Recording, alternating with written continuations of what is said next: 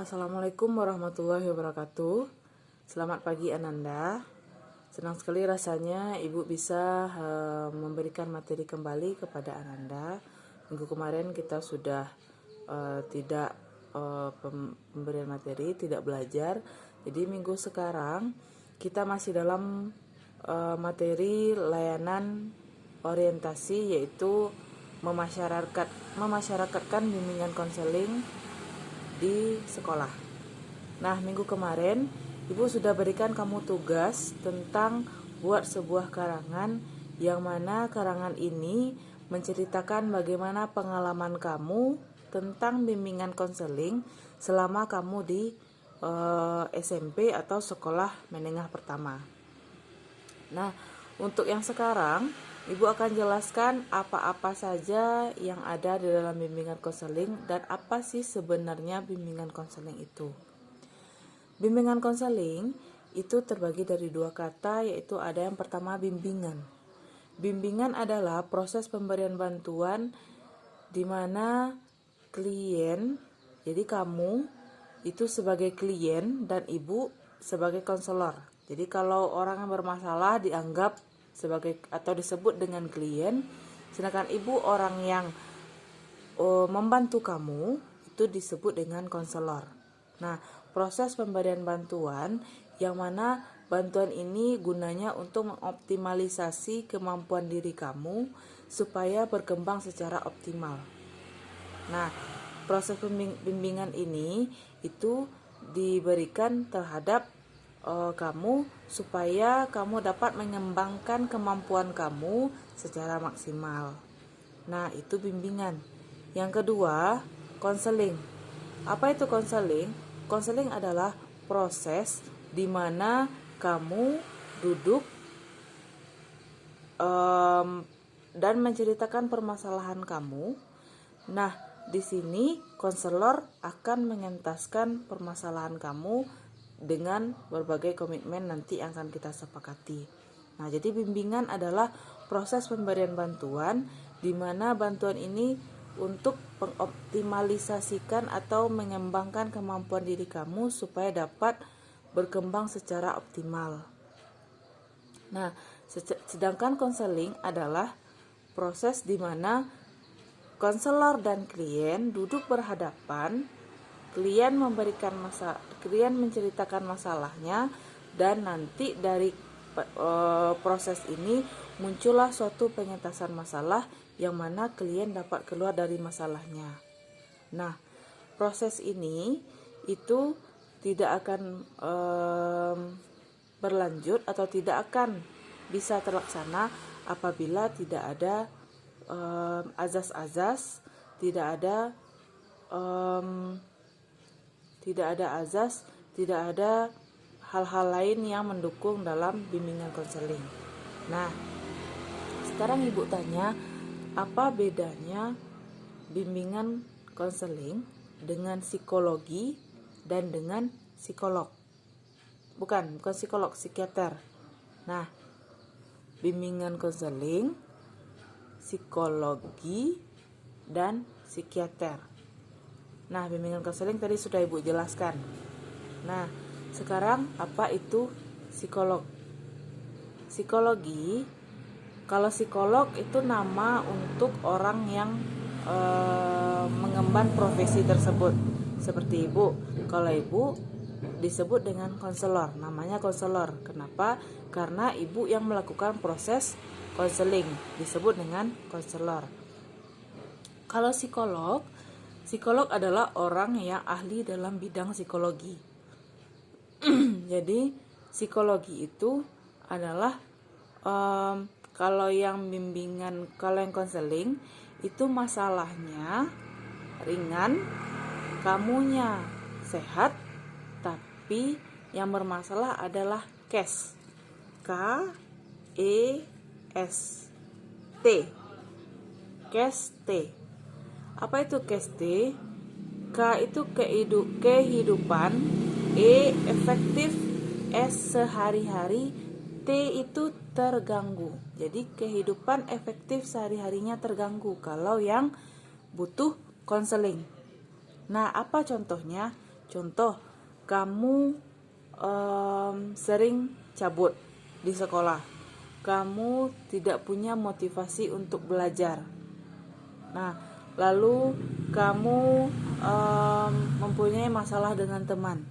Nah, permasalahan ini itulah yang membuat kehidupan efektif sehari-hari kamu yang aturannya kamu aman-aman saja menjalaninya, karena ada permasalahan ini sehingga menjadi terganggu. Nah, tugas ibu lah nanti melalui proses konseling akan mengubah case T tadi menjadi case saja. Jadi T-nya hilang. Nah, itu yang konseling. Sekarang, apa itu psikolog atau psikologi? Psikologi yang dibahas di sana adalah permasalahan kamunya sudah mulai terganggu. Maksudnya terganggu apa? Jiwanya sudah mulai terganggu. Jadi jangan disamakan dengan orang yang gila, beda. Nah, maksudnya apa? Jiwa kamu sudah mulai terganggu. Nah, kamu mempunyai masalah yang sudah mulai berat sehingga membawa ke fisik kamu. Fisik kamu mulai bermasalah. Contoh, stres itu masuk dalam tanganan psikologi. Lalu depresi. Nah, apa contohnya? Kalau yang psikologi ini itu kamu sudah mulai ciri-cirinya, kamu sudah mulai mengunci diri dalam kamar, tidak mau ada kontak sosial atau kontak fisik dengan orang lain. Lalu kamu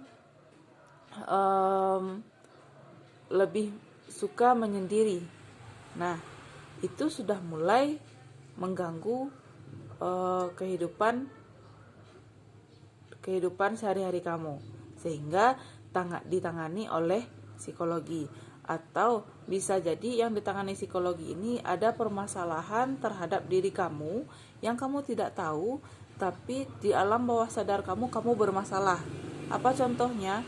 Contohnya ada perkembangan diri kamu yang tidak maksimal sehingga menyebabkan kehidupan kamu yang sekarang tidak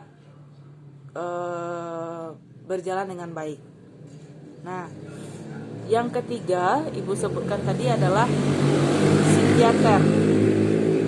Psikiater itu sangat berbeda dengan psikolog dan bimbingan konseling. Kalau psikiater itu dia berhubungan dengan medis. Nah, jadi kalau yang psikiater ini jiwanya sudah terganggu sehingga menyakiti fisiknya lagi. Nah, itu yang kamu sebut dengan sakit jiwa tadi. Nah, kalau psikiater ini itu dia sudah mulai menyakiti diri sendiri dan dia sudah mulai kurang kesadaran terhadap dirinya.